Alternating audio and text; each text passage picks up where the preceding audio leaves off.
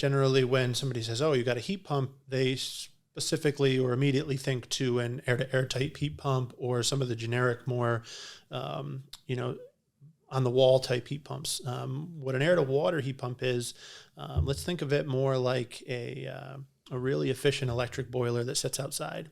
Okay, we have a self-contained unit.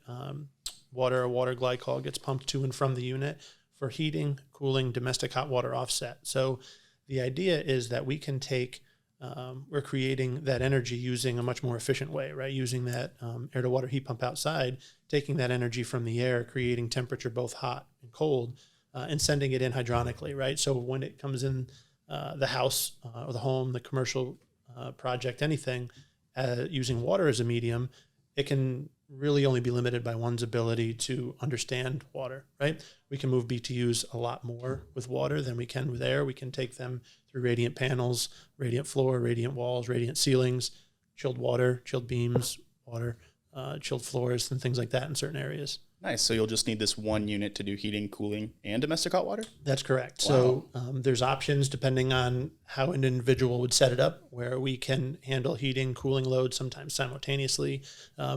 We're kind of the engine, if you will, that creates that energy. And then the distribution, the designer, the engineer comes into play when it's like decides where we need to send the water.